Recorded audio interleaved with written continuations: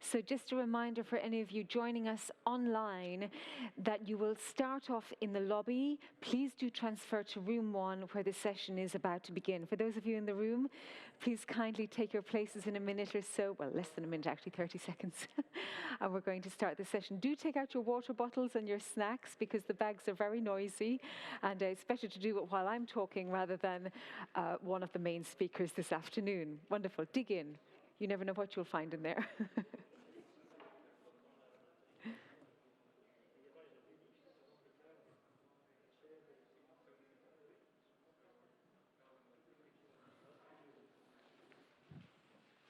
Okay.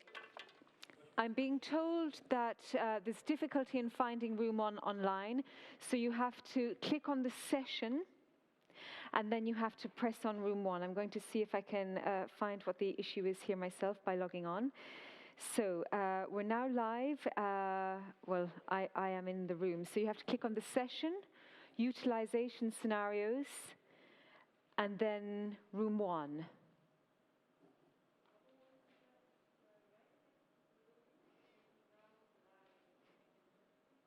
It's right next to the lobby and now live, where I assume it will say up next, and then you'll be able to click on it. So for the active participants, and I can see there's nearly 300 of you, hopefully you can find us in room 1, where the utilization scenarios is going to start right now, but we want all of you to be with us. And it's from the Now Live tab, right next to it, it says Up Next. And there you'll see the utilization scenarios if you're not already in it. And the confusion might be that I'm live in both the lobby and the utilization scenarios, but all of the main speakers are going to be only live in the utilization scenarios. That's the 1:30 to 3:30 session. Also, alongside that, you'll see on the right-hand side of the website, which hopefully people in the room too can log on to, you have the chat. And if time allows, if the speeches allow a few minutes at the end, we will take questions from the chat too. So either in the room, you can put a hand up, or you can write on the chat, and of course, all of the people, and we now have, yes, again, nearly 300 people online. You can saying good morning from Canada, all over the place. I've had Chile, Brussels, Germany, California. You can send your messages in after each speech or during the speech on that chat. So hopefully most of you will now be able to click on the tab next to Now Live, which says Up Next, to join us in utilization scenarios. And with that, I don't want to lose any more time. I'm going to introduce the chair for this first session of the afternoon. It's Melchiorre Conti, who is a space resources engineer at ESA in the Directorate of Human and Robotic Exploration since 2019.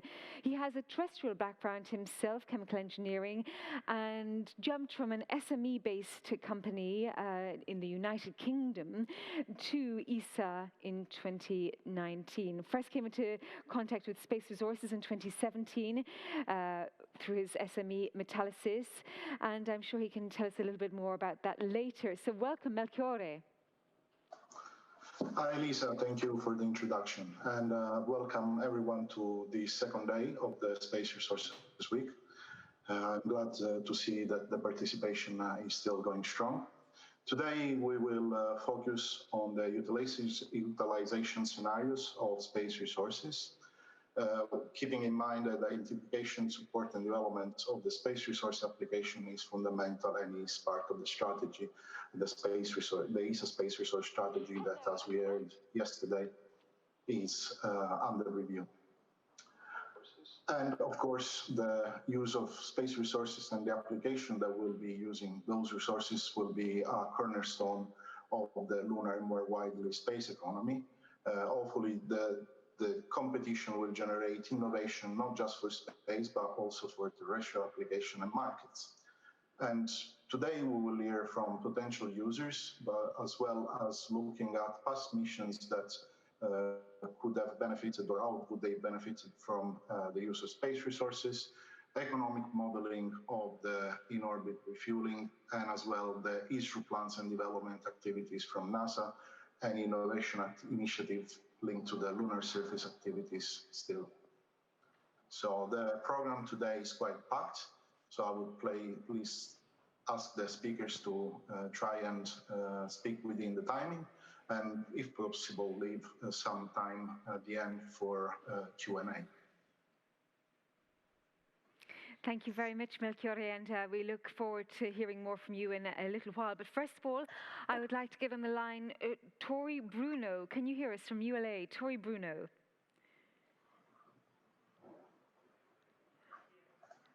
He's not there yet. Okay, so hopefully then, if we're waiting for Tori Bruno, we can go back to Melchiorre and actually hear your own talk. Okay, thank you very much. If you would like to share the slide, please.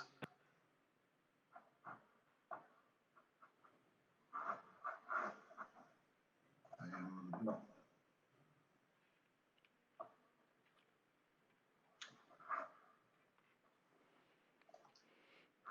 Okay, as kindly introduced by Lisa, my name is Melchiorre Conti, and I am Space Resource Engineer at ESA. And I will give an overview on the OSIP call for ideas on space resource utilization application scenario that has recently closed and is currently in its evaluation stage. As we heard from speakers yesterday, there is, and some of the questions that came from the audience, there is some attention on the applications and ideas that can use space resources and the role that these applications and ideas will play in the future of space resources field. These ideas could be one day a driver to move the space resources domain from a very interesting and fascinating research and development topic to a tool that can really enable the sustainable exploration and can bring benefits to Earth, as I highlighted in my introduction earlier on, by cross-fertilizing the terrestrial and the space domains. And as I said, the identification and development of these applications using space resources is an integral part of the ESA space resource strategy that is now under review. So, keeping in mind that in the future we want to work and live in space, and that we want to develop a lunar and more generally a space economy that works alongside the sustainable exploration of other planets, it was decided to focus the attention on what applications and ideas are out there that could fuel this vision and what their requirements will be. Looking at the value chain on top of the slide, which is quite established and derives from a study that Luxembourg Space Agency has commissioned in 2018 by Title Opportunities for Space Resource Utilization, we can see that in the upstream part of the chain that goes from prospecting, establishing, extracting, transporting, and refining the resources, there is a lot of effort going on in defining the means by which we can enable this part of the value chain. However, as I mentioned, for ISRU to become a reality, it also needs ideas and application that would make use of the resources that we can consider reasonably extractable, as I will explain in my next slide. And the idea is to look at other utilization scenarios other than one that we already know, such as the refueling and propellant, and life support, or the infrastructure requirements that can enable the vision of boots on the ground in the near future. And focusing on the manufacturing step,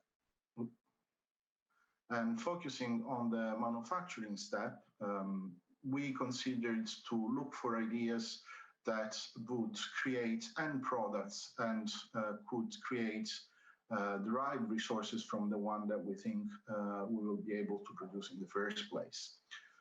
The aim for this call was to begin to understand what is the landscape of users and applications for the space resources, what are the resource priorities, and what is the level of demand for these resources. Of course, this was the first initiative of this kind, and in the future it is foreseeable that other will follow. Now, going to the next slide. For this call, the sort of idea behind it was to consider an horizon of events which would allow for the resources that we are currently investigated how to extract and produce that are made available. And so we decided to consider available all the resources that you can see listed in my slide, going from energy, regolith, volatiles, water, engineering metals, platinum group metals, and other potential resources. Apologies, I don't know why the slide keeps changing because I am not touching the clicker.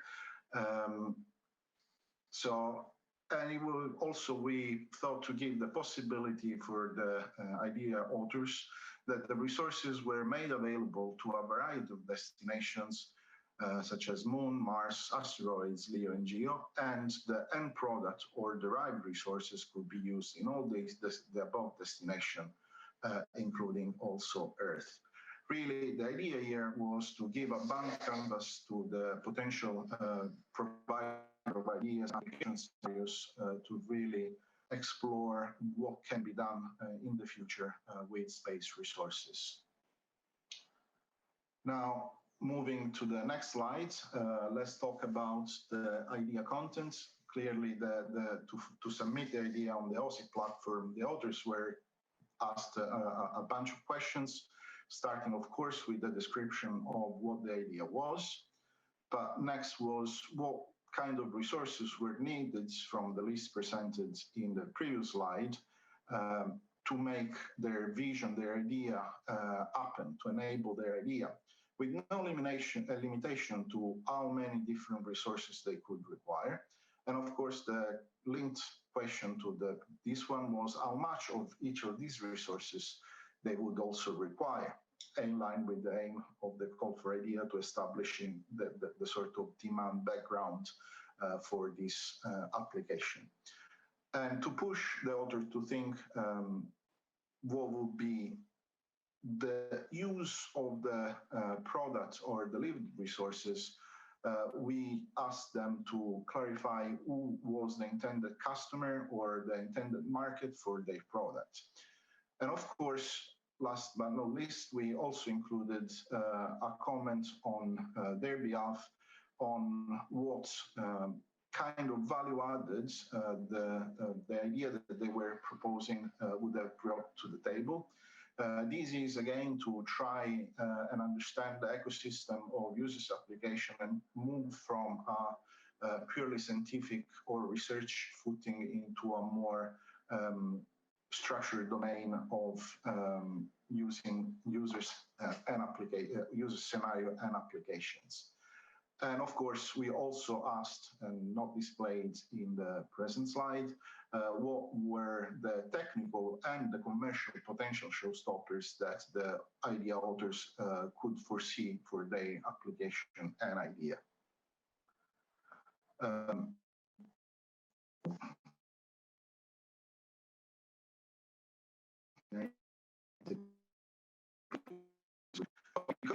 In the question period, I will only give a general analysis of what the data extracted from the idea submitted is. The call was open for a month. Apologies, it keeps skipping. The call was open for a month, and 27 ideas were qualified to the evaluation stage. Maybe it's not the greatest statistically significant sample, but it's a starting point for such a new initiative. And one of the first things that came to light is that ideas were submitted from 10 countries out of the 25 member states of ESA, which in my opinion shows and highlights the wide base of interest for ISRO and ISRO applications across the ESA member states, and clearly given the presence of so many people from outside Europe around the world. So next slide. We are looking here at what were the sort of resources required, and keeping in mind there was no limitation to the type of resources that could be used. It was interesting to notice how regolith and energy took the lion's share, and was followed by engineering metals with water and oxygen sort of trailing behind, which is kind of reasonable because, of course, for this kind of application, the vision is a bit skewed by not taking into account propulsion and life support as driver. And it seems like the priority for those resources is less of a priority for the use cases and application. But of course, we know that we have major cases in life support and propellant, as we will see from talks later on. The next slide instead presents where the idea authors decided to source the resources. And again, a reminder that there was no limitation where the resources could be taken from or where the end products or the derived new resource could be destined for. And it was interesting to notice that, again, we have a situation in which Moon is the main source of resources, followed by Mars and asteroids. And as destinations, Mars is still the main destination for the new products and the derived resources, followed by Mars. And asteroids and Earth are present in third place. Now, looking at the kind of idea that were submitted, I will not go into a lot of details because as there is a breakout session today, in breakout session 4, where the people that have submitted the ideas and qualified for the pitch their ideas. So we will have about 25 ideas, and I invite everyone to come and have a look at what the ideas submitted were. And there was a strong presence of biological system, but also the creation of new resources, manufacturing and service providing rovers, and so on, including tailored infrastructures for various applications that I hope that you will participate in the session to see what this is all about. In terms of where we are now and what is next, as I mentioned, the call was open in February this year and closed at the beginning of March. And the authors are already been notified of the admission to the evaluation phase, and as I mentioned, invited to pitch their ideas at this event. The next step, it will be a selection of the ideas and pairing with the right implementation method, which I will discuss in the next slide. And in June, we will follow up with the authors to request full proposals for the ideas submitted, with the aim to start activities in this domain in the latter part of this year.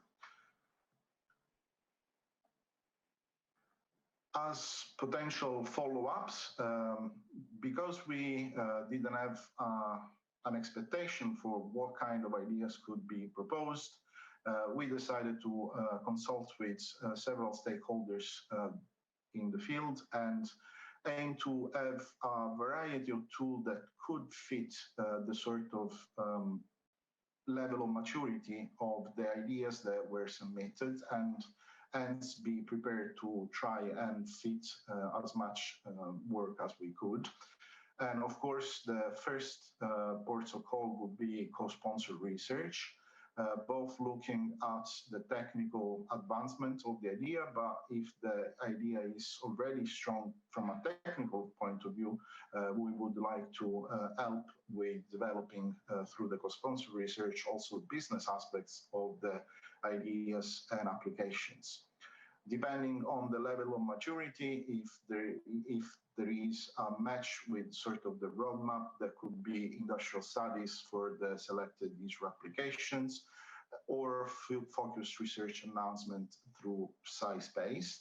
And of course, if the idea is really mature and is already into a stage in which a startup is formed or could be formed, or is an SME, it it's possible that we could look at support through the that was mentioned yesterday by Matthias Link. As I mentioned, the next step would be the idea selection and matching the idea with the right way forward that is commensurate to the level of maturity of the idea submitted. So it's very much work in progress. And as they say, I would invite all of you to watch this space for further updates through the course of the year. And with this, I thank you all for your attention and if you have any questions.